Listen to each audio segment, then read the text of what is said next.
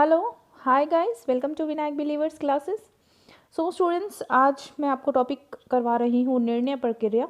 हमने last home management के जो टॉपिक्स किए हैं सीक्वेंस में चल रहा है हमारा, सो उसी को हम कंटिन्यू कर रहे हैं।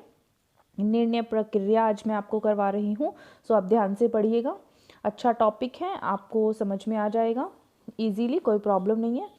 So let's start the topic. अगर आपको मेरा वीडियो अच्छा लगे सो लाइक शेयर सब्सक्राइब करना नहीं भूलिएगा।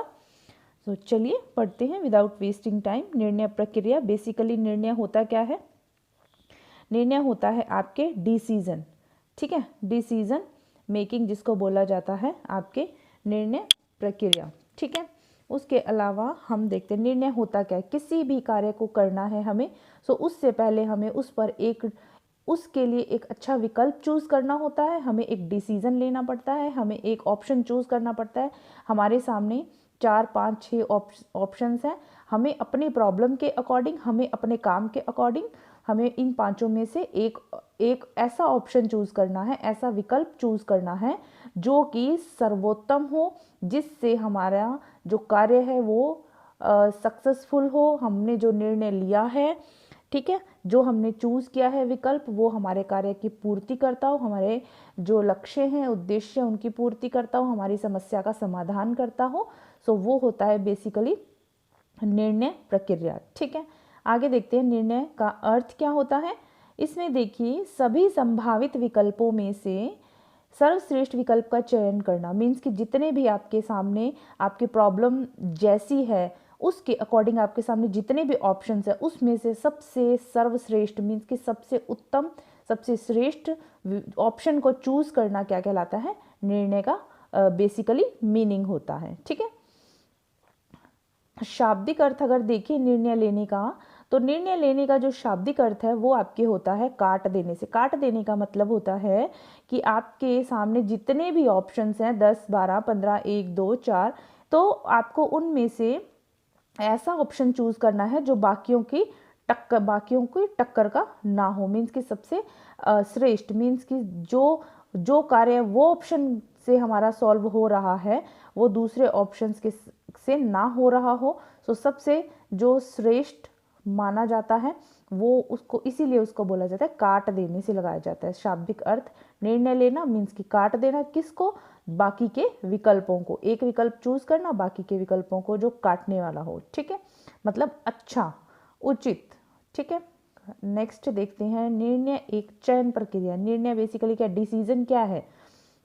डिसीजन एक चयन प्रक्रिया, बिल्कुल हमें चूज करना पड़ता है हमारी प्रॉब्लम के अकॉर्डिंग, हमारे काम के अकॉर्डिंग कि हमें कौन सा विकल्प करना है, चूज करना है, और उस विकल्प को ध्यान में रखते हुए हम निर्णय लेते हैं कि हमें इस तरह से इस काम को, इस स्टेप्स को ध्यान में रखते हुए पूरा करना है। हम डिसीजन लेते हैं उस पर कि हमने ये करना है, नहीं करना है। सो ये एक चयन प्रक्रिया, इसको चूज करना पड़ता है, सेलेक्ट करना पड़ता है।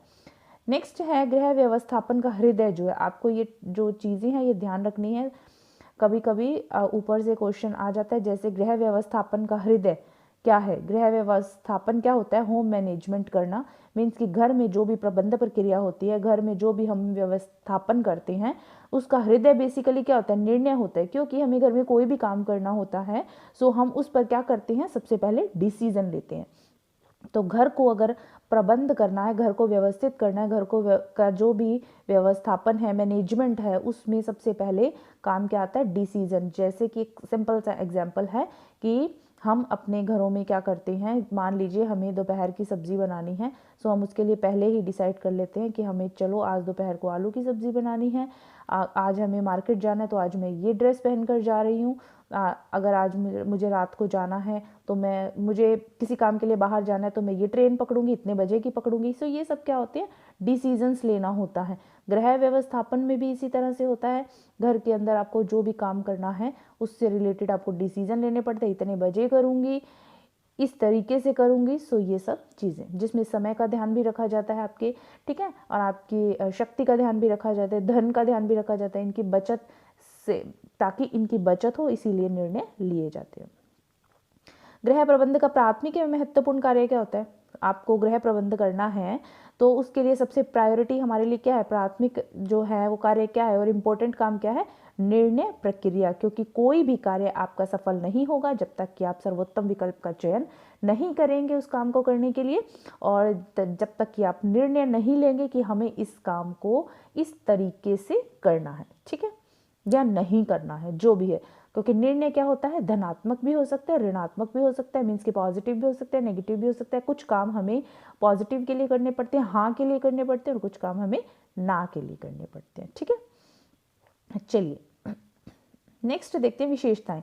आपके निर्णय प्रक्रिया की विशेषताओं में क्या आता है, देखिए निर्णय सतत चलने वाली प्रक्रिया, बिल्कुल निर्णय जो है वो कंटिन्यूसली चलता है। हर बार हमें कोई भी कार्य करना है, हमारी कोई भी प्रॉब्लम है उसका सॉल्यूशन करना है, सो हमें निर्णय लेने पड़ते हैं। हम हर बात पर, हम अपनी लाइफ से रिलेटेड हर कदम पर निर्णय लेते हैं, डिसीजन को लेते हुए ही हम चलते हैं अपनी लाइफ में, हर स्टेप को आगे बढ़ाते हैं।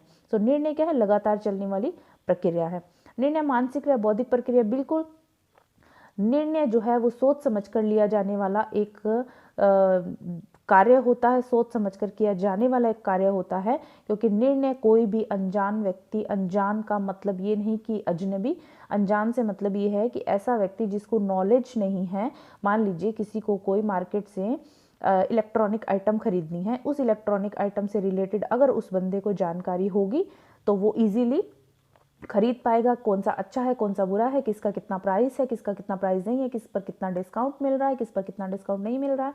सो उनके लिए क्या चीज़ सही रहेगी, है ना, क्या ड्यूरेबल है। अगर उसको ब्रांड की नॉलेज है, कंपनी की नॉलेज है, ड्यूरेबिलिटी की नॉलेज है, कितना क्या चल रहा है, प्राइस का नॉलेज है, तो वो ईजिली उसको डिसीजन ले पाएगा, कंपेयर कर पाएगा कि मुझे इस ब्रांड का नहीं, इस ब्रांड का चाहिए। तो ये क्या है, मानसिक व बौद्धिक प्रक्रिया। अगर कोई ऐसा इंसान जिसको नॉलेज नहीं है तो वो चीज़ को खरीदने के लिए डिसीजन नहीं ले पाएगा, सही डिसीजन नहीं ले पाएगा, क्योंकि उसको ये पता ही नहीं है कि बेसिकली इस कंपनी का की चीज़ का क्या रेट है, इस ब्रांड की चीज़ का क्या रेट है, किसमें कितना डिस्काउंट मिल रहा है, किस पर कितना डिस्काउंट नहीं मिल रहा है, बेसिकली इस चीज़ का प्राइस क्या है। सो इस तरह से ये एक एग्जाम्पल था छोटा सा, इसीलिए इसको बोलते हैं मानसिक व बौद्धिक प्रक्रिया। क्योंकि किसी भी चीज़ से रिलेटेड जब डिसीजन लेना होता है उसमें हमारा मानसिक व बौद्धिक प्रक्रिया, बौद्धिक बुद्धि होना ज़रूरी है, मानसिक प्रक्रिया, क्योंकि ये सोच समझकर हम डिसीजन लेते हैं। सर्वोत्तम विकल्प का चयन, बिल्कुल निर्णय क्या है, सबसे अच्छा जो ऑप्शन होता है उसको चूज करते हैं हम, ठीक है। निर्णय लक्ष्य नहीं साधन है। निर्णय क्या है, निर्णय आपको आपके लक्ष्य तक पहुंचाने का एक साधन है। निर्णय क्या है, लक्ष्य नहीं है कि आपने निर्णय ले लिया और आपने डिसीजन ले लिया, आपका जो लक्ष्य है, उद्देश्य है वो पूरा हो गया, ऐसा बिल्कुल नहीं है। आपको किसी भी कार्य को करना है, आप उसके लिए लक्ष्य उद्देश्य बनाते हैं, लेकिन वो आपके लक्ष्य या उद्देश्य कब पूरे होंगे, जब आप उस पर सही डिसीजन लेंगे, सही निर्णय लेंगे। तो निर्णय क्या हो गया, आपको आपके लक्ष्य व उद्देश्य तक पहुंचाने का एक सिर्फ साधन है, ठीक है, सोर्स है आपका लक्ष्य या उद्देश्य, सिर्फ निर्णय लेना ही नहीं है, ठीक है। नेक्स्ट आ रहा है आपके निर्णय धनात्मक व ऋणात्मक दोनों होते हैं, ठीक है। धनात्मक वर्णात्मक नहीं, यहाँ पर आएगा धनात्मक व ऋणात्मक, ठीक है, आप इसको ठीक कर लीजिएगा, ऋणात्मक होते हैं निर्णय, धनात्मक भी होते हैं, ऋणात्मक भी होते हैं। मैंने आपको अभी पीछे बताया कि निर्णय जो पॉजिटिव चीज़ों के लिए भी लिए जाते हैं, नेगेटिव कभी कभी हमें निर्णय नहीं के लिए भी लेने पड़ते हैं कि हमें ये कार्य नहीं करना, ठीक है। सो उस पर हमें निर्णय लेने पड़ते हैं। नेक्स्ट आ रहा है आपके प्रबंध में निर्णय प्रक्रिया का पहला चरण है, ठीक है। कोई भी आपको प्रबंध करना है, चाहे वो होम मैनेजमेंट हो, चाहे वो आपको गृह व्यवस्था का करना हो, चाहे आप किसी जगह पर काम कर रहे हैं वहाँ पर डिसीजन लेना हो, मतलब आप जो निर्णय है ऐसी प्रक्रिया है जो हर कहीं चलती है, लगातार चलती है, हर कहीं करनी पड़ती है, ठीक है। सो प्रबंध में निर्णय प्रक्रिया क्या है, किसी भी जगह का प्रबंध करना हो आपको, किसी भी चीज़ का प्रबंध करना हो आपको, उसके लिए निर्णय प्रक्रिया क्या होता है, पहला चरण, सबसे पहले क्या करना होता है, डिसीजन लेना होता है। और डिसीजन कैसे लोगे, जितने भी आपके सामने ऑप्शन हैं उनमें से आपको एक सर्वोत्तम जो ऑप्शन है, विकल्प है, उसको आपको चूज करना है, ठीक है। नेक्स्ट आ रहा है निर्णय में समय तत्व का महत्व है। बिल्कुल निर्णय में जो आपके है समय तत्व का महत्व है। निर्णय में समय तत्व का महत्व कैसे है, देखिए आपको समटाइम्स क्या होता है, आपने जो निर्णय लिया, लेकिन कई बार ऐसा टाइम फैक्टर हो जाता है कि आपको परिस्थिति के अकॉर्डिंग आपको आपके निर्णय जो है वो परिवर्तन करने पड़ते हैं। आपके जो भी समय है, परिस्थिति है, उसके कार्य के स्वरूप आदि को ध्यान में रखना पड़ता है और आपको फिर क्या करने पड़ते हैं, अपने निर्णय को परिवर्तित भी करना पड़ता है। निर्णय में वचनबद्धता होती है। बिल्कुल ऐसा नहीं है कि आपने डिसीजन लिया और आप थोड़ी देर बाद चेंज हो गए, थोड़ी देर बाद कुछ और बोल रहे हैं, थोड़ी देर बाद कुछ और बोल रहे हैं। आपके सामने 4-5 ऑप्शन हैं, आपको उनमें से चूज करना है। आप कभी बोल रहे हैं ये, कभी ये, कभी ये, कभी ये, तो ऐसा नहीं होता। निर्णय में क्या होता है, वचनबद्धता होती है। मीन्स कि आपने एक बार जो बोल दिया, आपने जो एक बार डिसीजन ले लिया, आपको उस पर क्या रहना है, अड़िग रहना है। ठीक है, और सर्वोत्तम का ही चूज करना है ताकि आपका निर्णय सही हो। निर्णय एक सोच समझ कर ली जाने वाला प्रोसेस है। मीन्स इसीलिए उसको बौद्धिक व मानसिक प्रक्रिया बोला जाता है। नेक्स्ट है आपके दृढ़ता तत्व का विशेष महत्व है। निर्णय में दृढ़ता जो तत्व है उसका विशेष महत्व है। इसके लिए क्या है, एक बार जो आपने निर्णय लिया, ठीक है, उसमें आपको अड़िग रहना है। मीन्स की फेमनेस होनी चाहिए। वचनबद्धता, जैसे मैंने आपको कमिटमेंट बताया था कि आपको निर्णयकर्ता जो है वो वचनबद्ध हो जाता है। ऐसा नहीं है कि निर्णय के अनुसार आपको जो भी नियोजन है आपको कार्य करना पड़ता है। मीन्स कि आपने जो निर्णय लिया आपको उसके अकॉर्डिंग ही काम करना पड़ेगा। ऐसा नहीं आपने निर्णय कुछ और ले लिया, आपको काम कुछ और कर रहे हैं, किसी तरीके से कर रहे हैं, तो ये नहीं होता। निर्णय में वचनबद्धता होती है। जिसने भी निर्णय लिया है उसको उसके अकॉर्डिंग काम करना पड़ता है।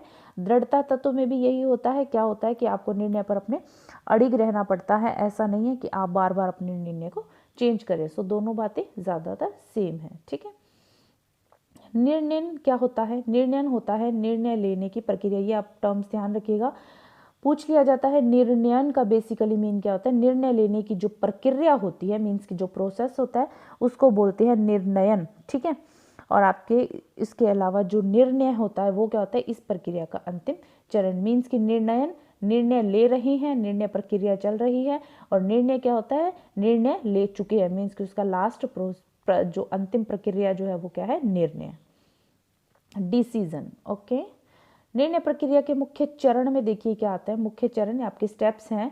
भी विशेषज्ञ हैं, अनुभवी जो लोग हैं, उन्होंने क्या बताया है, अपने अलग अलग जो निर्णय प्रक्रिया के मुख्य चरण बताए गए हैं। चरणों में देखिए फर्स्ट आपके जॉन ड्यूवी का आ जाता है। जॉन ड्यूवी ने आपके इसमें 3 चरण बताए हैं। आपको ये नाम ध्यान रखना है, किसने कितने चरण बताए हैं ये आपको ध्यान रखना है। जैसे कि समस्या की पहचान करना, विकल्प की पहचान करना और कौन सा विकल्प सर्वोत्तम है। मीन्स की जॉन ड्यूवी ने 3 स्टेप्स बताए हैं। सबसे पहले आपको क्या करना है, आपकी समस्या की पहचान करने की, बेसिकली आपकी प्रॉब्लम है क्या। उसके अलावा क्या करना है, आपको उस प्रॉब्लम से संबंधित क्या करना है, विकल्प की पहचान करनी है। मीन्स कि हमारी ये प्रॉब्लम है, ठीक है, और इस प्रॉब्लम के लिए हमारे सामने इतने ऑप्शंस हैं, इन ऑप्शंस में से हमें कौन सा चूज करना है। अपने प्रॉब्लम से संबंधित जो है आपको ऑप्शन की पहचान करनी है कि ये अगर हम निर्णय लेते हैं तो हमारी प्रॉब्लम के लिए ये सही होगा, नहीं होगा, हमारी प्रॉब्लम ये निर्णय लेने पर जो है सफल हो पाएगी या नहीं होगी, सॉल्व हो पाएगी या नहीं हो पाएगी। तो विकल्प की पहचान करना, उसके बाद आता है कौन सा विकल्प सर्वोत्तम है, पहचान करो। उसके बाद उनमें से भी उचित को निकालो, उपयुक्त को निकालो, जो आपके लिए सर्वोत्तम विकल्प है। तो ये 3 चीज़ें जो है वो जॉन ड्यूवी ने 3 स्टेप्स जो है वो दिए हैं। नेक्स्ट एलन के अनुसार, एलन ने आपको दिए हैं 6 स्टेप्स। 6 स्टेप्स में देखिए क्या बोलती है एलन। एलन ने बोला है समस्या के प्रकट होने की अवस्था। मीन्स की समस्या जो प्रकट हो चुकी है उसकी स्टेज क्या है, ठीक है, उसकी क्या स्टेज है। मीन्स कि आपकी प्रॉब्लम किस स्टेज पर पहुंच चुकी है, किस स्टेज पर है, ठीक है। देन आता है तथ्यों को खोजना। तथ्यों को खोजना मीन्स कि आपको डेटा जो है उसको ढूंढना है, ठीक है, कि आपके प्रॉब्लम से संबंधित डेटा क्या हो सकते हैं। नेक्स्ट आता है वास्तविक समस्या को पहचानना। मीन्स कि आपके सामने समस्या है, समस्या की अवस्था की पहचान, उसके बाद वास्तविक आपको बेसिकली ये पहचानना है कि आपकी समस्या एक्चुअली है क्या, ठीक है, आपको समस्या को पहचानना है। देन क्या करना है, जो आपने समस्या, वास्तविक जो समस्या को पहचाना, आपको उससे संबंधित जो है विकल्प की खोज करनी है, ठीक है, ऑप्शन को खोज करनी है, ढूंढना है कि उसके लिए आपको क्या, आपकी समस्या कौन सा विकल्प चूज करोगे, कौन सा विकल्प आप खोजोगे जिससे कि आपकी समस्या हल हो पाएगी। उत्तम दल का चयन करना। उत्तम दल का चयन करना में उत्तम दल के चुनाव के अंदर आपके क्या आ जाता है, विकल्प की खोज करने के बाद आपको एक सर्वश्रेष्ठ जो उत्तम चीज़ है उसको चूज करना, उत्तम दल का चुनाव करना। मीन्स की सर्वश्रेष्ठ ग्रुप का चुनाव करना, ठीक है। नेक्स्ट आता है क्रिया की विधि का निर्धारण करना। मीन्स की जो भी क्रिया है, करनी है उसकी विधि का निर्धारण करना, उसका मेथड को सेलेक्ट करना, उसके मेथड को निर्धारित करना कि ये जो कार्य है वो इस विधि से किया जाएगा। ओके, नेक्स्ट चलते हैं। आपके ग्रॉस व क्रेंडल ने आपके 5 चरण दिए हैं, 5 स्टेप्स दिए हैं निर्णय प्रक्रिया के। निर्णय की जाने वाली समस्या को परिभाषित करना, बिल्कुल आपको जिस भी समस्या से संबंधित निर्णय करना है, डिसीजन लेना है, आपको क्या करना पड़ेगा, आपको उस समस्या को परिभाषित करना पड़ेगा। बेसिकली आपको समझ में आनी चाहिए, दूसरों को समझ में आनी चाहिए कि आपकी समस्या है क्या, बेसिकली प्रॉब्लम है क्या।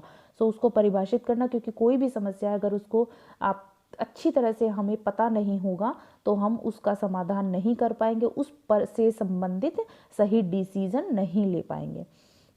नेक्स्ट आता है वैकल्पिक समाधान ढूंढना। वैकल्पिक, बिल्कुल जब आपकी समस्या को परिभाषित हो गई, आपको समस्या पता चल गई है कि ये समस्या है, तो उसके संबंधित क्या करना है, वैकल्पिक समाधान ढूंढना। मीन्स कि कौन सा विकल्प ऐसा चूज करें, कौन सा ऑप्शन चूज करें कि आपकी समस्या के लिए वो सही हो। ठीक है, थर्ड में आपके स्टेप में आता है विकल्पों के संबंध में चिंतन करना। देखिए ऐसा नहीं है कि आपको समस्या को आपने परिभाषित कर दिया, उसके बाद आपने विकल्प को चूज कर लिया, विकल्प देख लिया, तो आपको उसके बाद विकल्प पर चिंतन नहीं करना, सोचना नहीं है, मनन नहीं करना, ऐसा बिल्कुल नहीं है। अगर हमें कोई डिसीजन लेना है, हमने विकल्प चूज किया है अपनी समस्या से संबंधित, तो हमें उस विकल्प पर हमें चिंतन करना पड़ेगा, मनन करना पड़ेगा, सोचना विचारना पड़ेगा। क्यों कि क्या हम अगर ये विकल्प को चूज करते हैं, अगर हम इस विकल्प को ध्यान में रखते हुए अपनी प्रॉब्लम को सॉल्व करने की कोशिश करते हैं, इस विकल्प को उठाकर अपना निर्णय लेते हैं, तो क्या हमारी प्रॉब्लम सॉल्व हो जाएगी, हमारा जो कार्य है वो सही से हो जाएगा, हमारा जो लक्ष्य है, हमारा जो उद्देश्य है, हम क्या उस तक पहुंच पाएंगे। सो क्या करना है, जो भी आपने विकल्प को खोजा है उन पर, उनसे संबंधित क्या करना है, चिंतन मनन करना है। चिंतन मनन करने के बाद आपको उनमें से एक विकल्प को क्या करना है, चूज करना है। मीन्स कि सबके बारे में सोचकर कौन सा समस्या से संबंधित आपके सही रहेगा, फिर उसके बाद उसमें से एक को चूज करना है। फिर निर्णय के उत्तरदायित्व को स्वीकारना है। मीन्स कि आप निर्णय ले रहे हैं, आपकी रिस्पॉन्सिबिलिटी है, सो आपको उसको एक्सेप्ट करना है। ये 5 चीज़ें जो हैं वो आपके इन्होंने बताई हैं, ग्रॉस व क्रेंडल ने 5 स्टेप्स बताए हैं समस्या के, निर्णय प्रक्रिया के। ओके, नेक्स्ट आ रहा है आपके अध्ययन की सुविधा की दृष्टि से निर्णय प्रक्रिया के मुख्य चरण।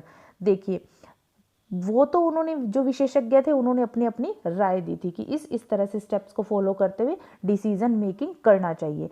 नेक्स्ट आपके अब अध्ययन मीन्स कि आपको स्टडी के अकॉर्डिंग जो आपको इजी रहे, उन चरणों को आपको फॉलो करना है। तो वो क्या बताया गया सुविधा की दृष्टि से, सबसे पहले क्या करना है, निर्णय की जाने वाली समस्या को परिभाषित करना। कोई भी समस्या है, ऐसा नहीं हो कि निर्णय ले लिया, आपको समस्या का पता ही नहीं है।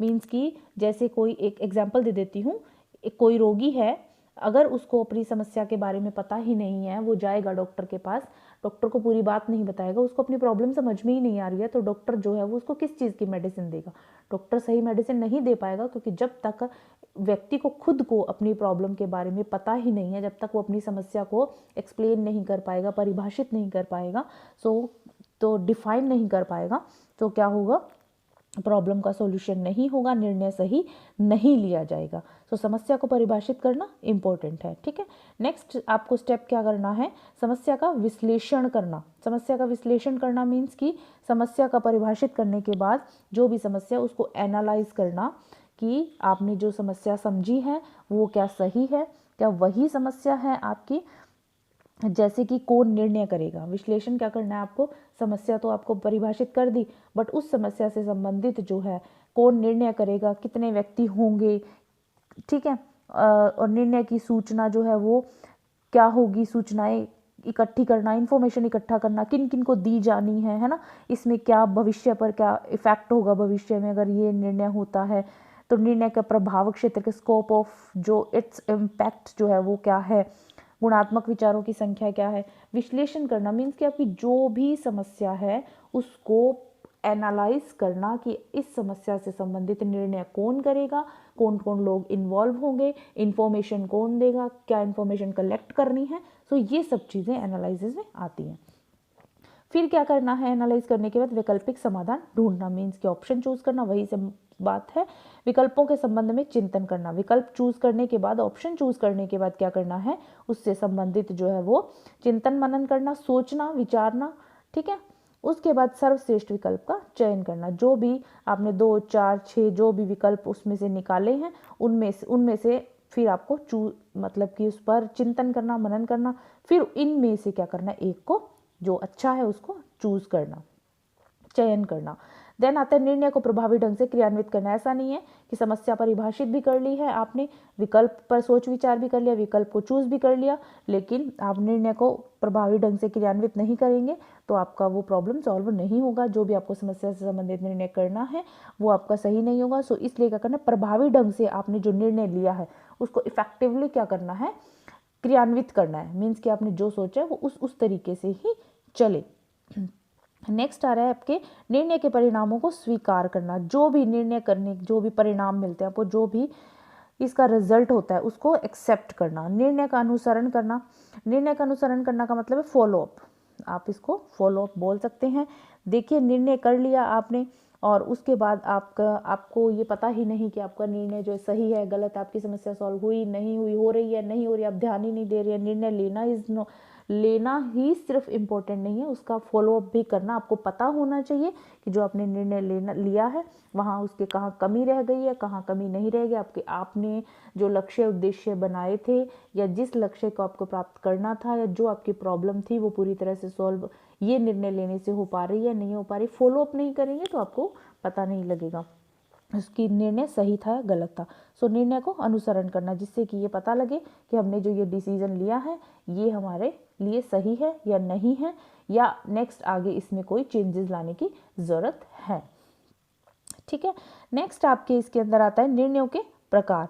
निर्णयों के प्रकार में देखिए नैतिक, ये होता है आपके नैतिक आदत, फिर ये आएगा आपके। ठीक है, यहाँ पर नैतिक मीन्स कि आपके डेली और आधारभूत निर्णय मीन्स कि आपके डेली जो निर्णय लेते हैं हम, छोटे मोटे निर्णय बोल सकते हैं, आदतन निर्णय, महत्वपूर्ण निर्णय भी बोल सकते हैं, जो हम रूटीन लाइफ में लेते हैं, डेली की लाइफ में जो भी हम निर्णय ले रहे हैं उसको बोलते हैं नैतिक या आधारभूत निर्णय, जो कि ज़रूरी होता है लेना।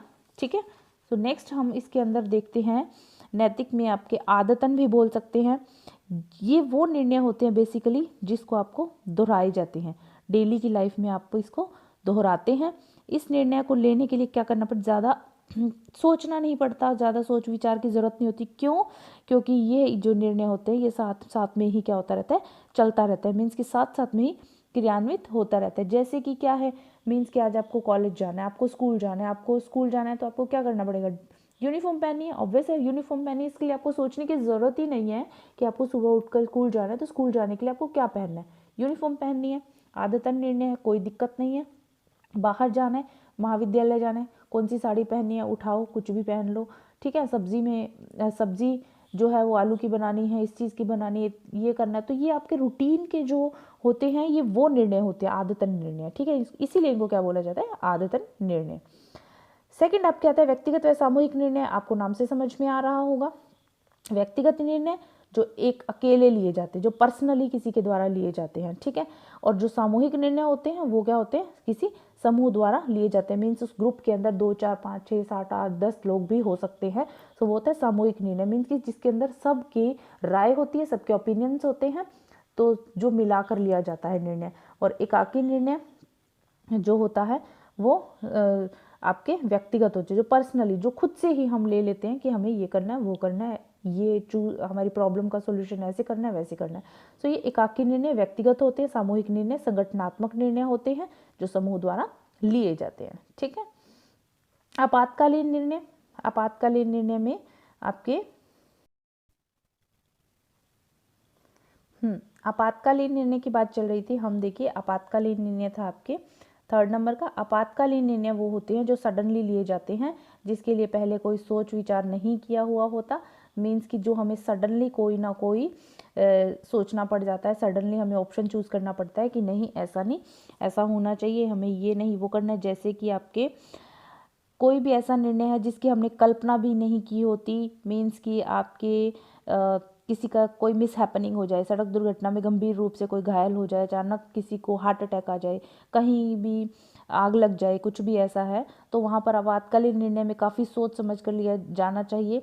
इसमें क्या होता है, जब स्थिति समस्या गंभीर हो, मीन्स कि आपको सडनली किसी की तबीयत खराब हो गई है, घर में आपको हॉस्पिटल लेकर जाना है, डॉक्टर ने क्या बोला, क्या ऐसा नहीं है कि आप अपने होश हवास में नहीं रहें, आप जो भी डिसीजन ले रहे हैं सडनली जो ले रहे हैं आप उसको ये भी नहीं सोचे कि उसका परिणाम क्या होगा, ऐसा भी नहीं है। लेकिन कुछ निर्णय ऐसे होते हैं जो हमें आपातकालीन मीन्स कि सडनली जो लेने पड़ते हैं, एमरजेंसी में लेने पड़ते हैं, ठीक है। और उसके अलावा आपके आता है नेक्स्ट फोर्थ आ रहा है कार्यक्रमात्मक, ठीक है, या अकार्यक्रमात्मक निर्णय, अकार्य आएगा यहाँ पर। एक है कार्यक्रमात्मक, दूसरा है अकार्यक्रमात्मक निर्णय।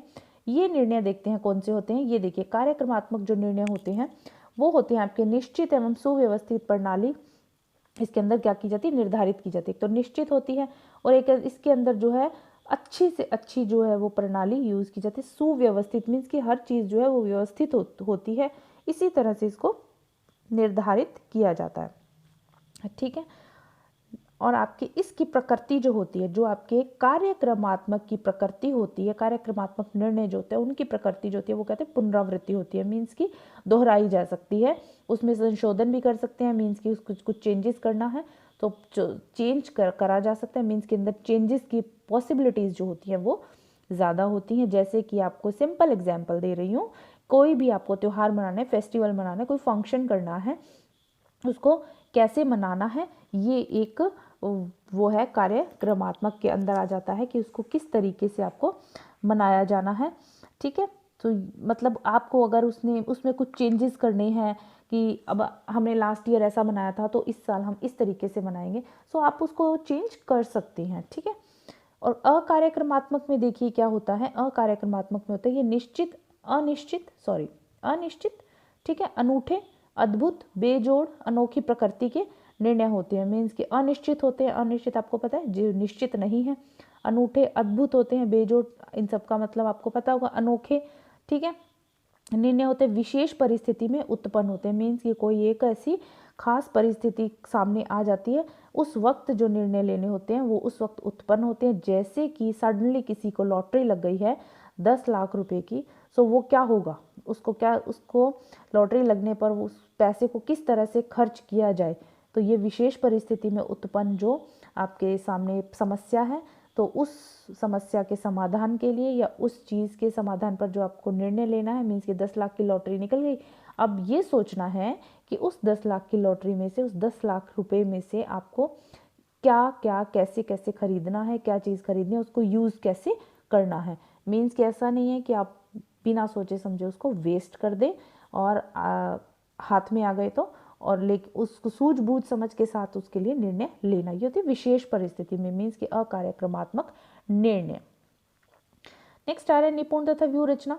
नेक्स्ट में आपके देखिए निपुण तथा व्यू रचना में आता है सरलता से जो आपके पूर्व अनुभव के आधार पर निपुण होता है। निपुण मतलब समझते हैं, जो पूरी तरह से पूर्ण हो, जैसे कि इजीली लिए जा सकते हैं पूर्व अनुभव के आधार पर, मीन्स कि जिसको पहले एक्सपीरियंस है उसी प्रॉब्लम के लिए आप निर्णय इजीली ले सकते हैं। मीन्स कि जो अनुभवी व्यक्ति है, जो निर्णय कंटिन्यूसली लेता आ रहा है, जो पता है, जिसको नॉलेज है, हर चीज़ का समझ है, सोच विचार कर कार्य करता है, जो निर्णय लेने में जो हर चीज़ का निर्णय लेता रहता है, सो पूर्व अनुभव होता है वो, ठीक है, उसके आधार पर लिया गया निर्णय होता है निपुण।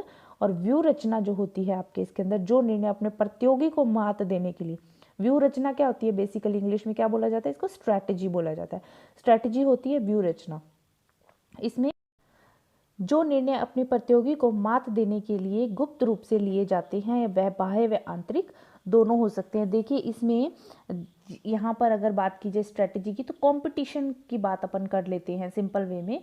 मीन्स कि आपके एक इधर आपके कॉलेज है, एक इधर कॉलेज है, दोनों कॉलेज प्राइवेट है, सो ये वाला कॉलेज इस कॉलेज को मान लीजिए एक मात देना, मीन्स की होता है कॉम्पिटिशन, दोनों एक दूसरे को कॉम्पिटिटर हैं, वो चाहेगा इधर स्टूडेंट ज़्यादा हो, वो चाहेगा इधर स्टूडेंट ज़्यादा हो, तो क्या होता है कि जो गुप्त रूप से निर्णय लिए जाते हैं, कोई ना कोई ऐसा कोई प्लान बना लेते हैं कि स्टूडेंट ज़्यादा आए तो किसी न किसी तरीके का वो कोई मतलब आयोजन रख देते हैं, है ना, कोई कंपटीशन रख देते हैं, कुछ ऐसा प्रोग्राम रख देते हैं कि बच्चे अट्रैक्ट हों। सो ये चीज़ें जो होती हैं ये गुप्त रूप से गुप्त रूप से लिए जाते हैं कि साथ में पता ही नहीं चले कि ये कार्य किस लिए किया गया है।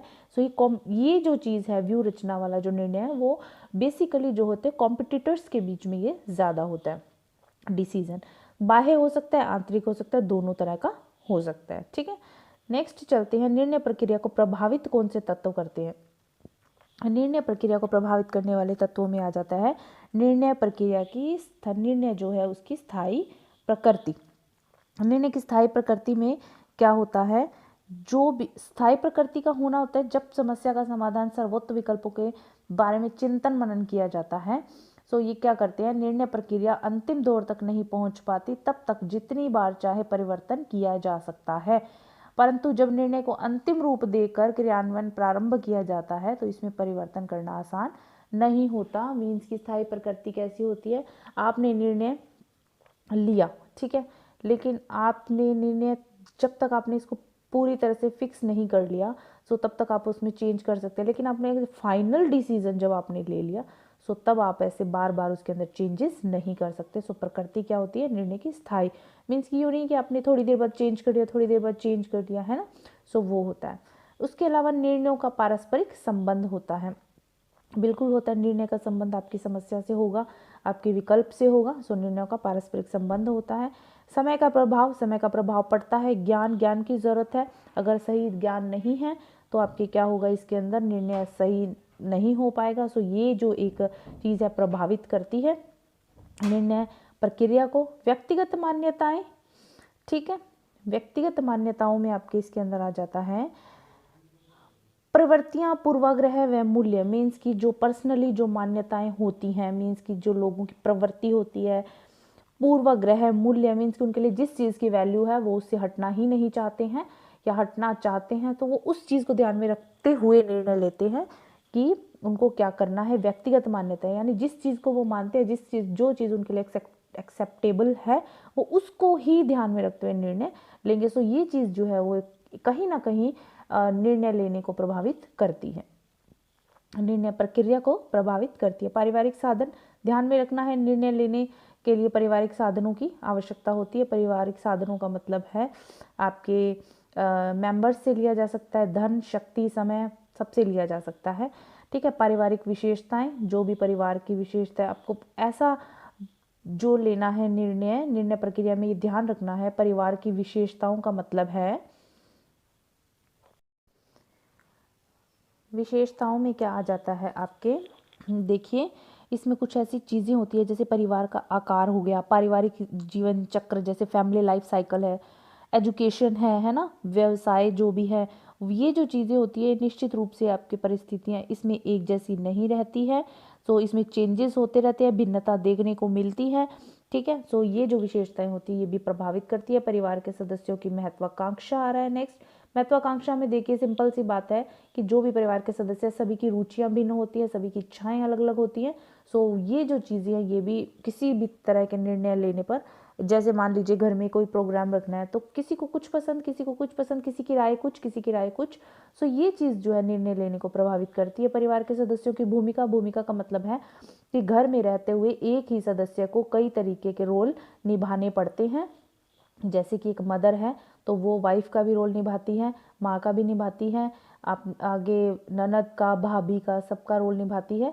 सो उसको उसके अकॉर्डिंग, अपने रिश्ते के अकॉर्डिंग हर जगह पर निर्णय अलग तरीके से लेना पड़ता है, अपने रोल को अलग तरीके से, जिम्मेदारियों को निभाना पड़ता है। सो ये चीज़ भी है जो एक निर्णय लेने को प्रभावित करती है प्रक्रिया। परिवार की संस्कृति, जो परिवार की संस्कृति समटाइम्स क्या होता है, मोस्टली ऐसा होता है कि जो भी परिवार की संस्कृति है, परंपरा जो चली आ रही है, जो भी डिसीजन लेने होते हैं वो उसी को ध्यान में रखकर ही लेने होते हैं। कहीं भी किसी तरह का चेंजेस जो है वो एक्सेप्टेबल नहीं होता। सो क्योंकि परिवार की संस्कृति मायने रखती है। सो ये चीज़ भी कहीं ना कहीं जो राइट डिसीजन है, सही जो विकल्प है उसको चूज करने में कहीं ना कहीं दिक्कत आती है। उपलब्ध वस्तुओं के बारे में जानकारी, मीन्स कि कोई भी डिसीजन आपको लेना है उससे पहले आपको ये जानकारी होना ज़रूरी है कि आपके पास अवेलेबल जो चीज़ें हैं वो क्या है। समय कितना है, ठीक है, पैसा कितना है, ठीक है, आपके पास 4 मेंबर हैं, किसकी कितनी काम करने की जो है वो शक्ति है, कौन कितना एफर्ट कर सकता है, किस काम में किसकी कितनी रुचि है, कौन ये काम करेगा नहीं करेगा, सो उस तरीके से उसको, और कौन अपनी रिस्पॉन्सिबिलिटी को बहुत अच्छे से निभाएगा। सो इन चीज़ों को ध्यान में रखते हुए आपको निर्णय लेना पड़ता है। मीन्स कि उपलब्ध जो भी वैसे आपके पास उपलब्ध जो भी संसाधन है, चाहे वो मानवीय संसाधन हो, चाहे वो भौतिक संसाधन हो, ठीक है, चाहे वो अमानवीय हो, जो भी हो, उन सब चीज़ों को के बारे में नॉलेज होना ज़रूरी है, तभी एक राइट डिसीजन ले पाते हैं। ठीक है। सो स्टूडेंट्स, ये था आपका टॉपिक निर्णय प्रक्रिया। आई होप आपको ये समझ में आ गया हुआ अच्छे से। सो ये बहुत हार्ड नहीं है, थोड़ा सा लैंग्वेज का ही खेल होता है, थोड़ा समझने का। सो आप इसको ध्यान में रखिएगा, पढ़िएगा, 2-3 बार आप वीडियो देखेंगे, डेफिनेटली आपको ये ईजिली समझ में आ जाएगा और याद भी हो जाएगा, कोई प्रॉब्लम नहीं है। ठीक है, ये आपका होम मैनेजमेंट जो आपका सब्जेक्ट है, ये आपके रियल लाइफ से जो है आपके, और जो आपकी लाइफ चल रही है उसी से संबंधित है। आप उसी को जोड़ कर पढ़ेंगे, समझ कर पढ़ेंगे, तो आपको ये बिल्कुल इजीली याद रहेगा, कोई भी प्रॉब्लम नहीं आने वाली है। सो आप पढ़ते रहिए, प्रिपरेशन करते रहिए। Thank you so much for watching my video. God bless you all. Like share subscribe करना नहीं भूलिएगा। बाय।